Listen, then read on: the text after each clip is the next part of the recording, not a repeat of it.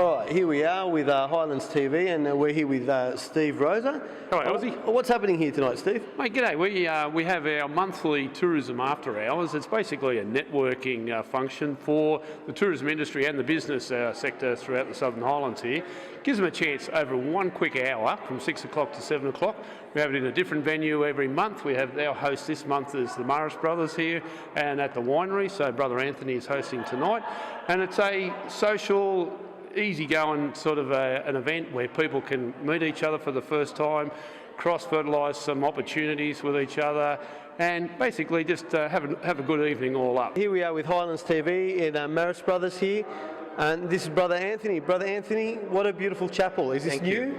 This chapel was redone in 2006 for the centenary of the chapel. So the brothers have been here in the property from 1906. So as part of the centenary celebrations, we redid the chapel. So it basically is a very contemporary chapel, but also bringing in most of the great aspects of tradition that come through with it. Do we do weddings here, or? No, unfortunately we don't. Yeah. We try to encourage people to go to the local church. Sure. But we have a lot of different groups that come up here and use the chapel. We do have Mass up here regularly and a whole different variety of things that happen. Now, you're the Cellar Master? I am. So tell me, what does that do? What do you have to do to be a Cellar Master? Own the place. Yeah. What I do is I work in the vineyard with our vineyard manager, Martin Elferink. I run the hospitality here. We open the cellar door on a Saturday and Sunday from 11 to 4, and it's just a way to showcase our wines, but also let people know, particularly in the Southern Highlands region, that they're very, very welcome up here. Lots of people have lived in the area and have not known about this place or have driven past the place many times. So this is another way we can engage the local community, considering we've been here for over 100 years. Wow. It's a good cold climate. Cold climate, perfect. Yeah, beautiful. Our Pinot Gris and Pinot Noir particularly, we excel in. Oh, fantastic. Well, thank you very much, Thank you Brother very much. Anthony. And thank you for having us here. You're very, very welcome, and everyone should know that they're very welcome. All right. Okay? Well, we'll get it out there. Thank you. So here we are with Shelley and Greg Dark, yes? And can you just tell us a bit about your business? We've actually got a function centre out on Narrow Road, and we do weddings and corporate events. So we only had our first wedding in June this year, and that was wonderful, went off really, really well. And we're slightly different. We've got a very rustic country theme, but it also has got a French provincial undertone to it. So we've got lovely chandeliers and a converted hay shed. Oh, beautiful, beautiful. And what do you do out there, Greg? What do I do out there? Are you the handyman? Look after the place. Yeah, you do. Yeah. We always, the blokes always get stuck with mowing the lawns, don't we? Yeah. So here I am with Bruce Robertson from what farm? Montrose Berry Farm, Aussie. Montrose Berry Farm. And how long have you been there for, Bruce? It's been a berry farm for nearly 30 years, wow. But we've been there for just over 4 years, maybe 4.5 years. And are you enjoying the Highlands, or were you always in the Highlands? We love the Highlands. Now, if someone wants to come out to the berry farm, yep. Is it open to the public? Can we buy berries at the gates, or? Yes, in berry season we actually have people to come and pick. Wow. So if people go to our website... Yeah, what's your website? It's www.montroseberryfarm.com.au. With Jill Dyson from Food Path. Just tell us a bit about Food Path and how it works, Jill. Food Path, we've been going for 3 years, and we take people to farms to meet the people who grow the food. So it's all started when we realised that people are much more interested now in where their food comes from and eating fresh local food. And we're really keen to support the farmers because they're all working really hard and they're small businesses often.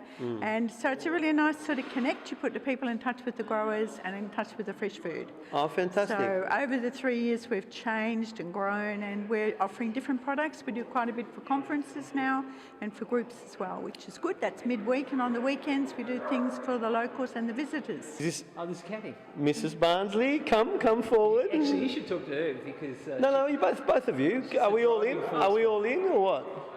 There we go. All right, so here we are. My name's Ozzy, and we're with the Barnsleys here, Greg and... Kathy Barnsley. And what business are you guys with? We have Sutton Forest Cottage in Sutton Forest. And is that a restaurant or something? No, it's self-contained accommodation.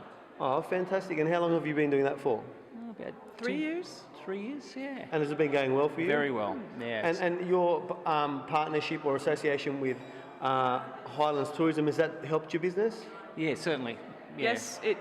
Yes, we get some bookings through them, so yeah, fantastic. it's great. Yeah, we and we like to support tourism in the Highlands too. So. Oh, fantastic. Yeah, so it's your project. Yeah. And now I'm friends with Lance Hill, Yeah, and he tells me that when he was younger, he'd go to your mother's antique shop. And is there a story? Did someone buy a big block of gold there or something? Oh, yeah, is that a true story or what? True story, Sadly, yeah. yes. Would you like to elaborate? Or? Well, I remember it actually because I used to polish it up. It was a tray about probably 2 feet across, all with Egyptian inscriptions on it. And Wow. we all thought it was brass. I think we paid about $10 for it, and we sold it for $25. And what amazed me was that, if we use brasso on brass, the rag goes black. Well, the rag just stayed white on this thing, and it just didn't, and I said, this thing's really cool. Anyway, so the guy who bought it had it tested, and it turned out to be solid gold. Far out. He insured it for, I think it was $10,000. Now we're talking 1973. Wow. $10,000 in 1973, insured it for that, and then it suddenly got stolen. So nobody knows what happened to it. Maybe it went back to the pyramids. God willing. Yeah, All right. so it's a true story. Well, that's a great story. So Richard will be covering historical events in the Highlands, so he might want to come out and visit you guys and talk a little bit about your mum's shop and stuff Come like out that. and see the place. We just spent a dump truck full of money restoring it. All right, would love to come and see The it. heritage listed building. All right, there you have it. So that was, we're here at Marist Brothers, and it was a great night. Steve Rose has put on a great show, as I've heard from other people that he always does. So Highlands Tourism, after hours, 1 hour, you get to meet, greet. This time it was at Marist Brothers. We had a great time. We caught up with some of the local business owners, and that's me, Oz, and Richard on camera tonight. Mark couldn't make it, but he'll be at our next story. Signing off. Wait.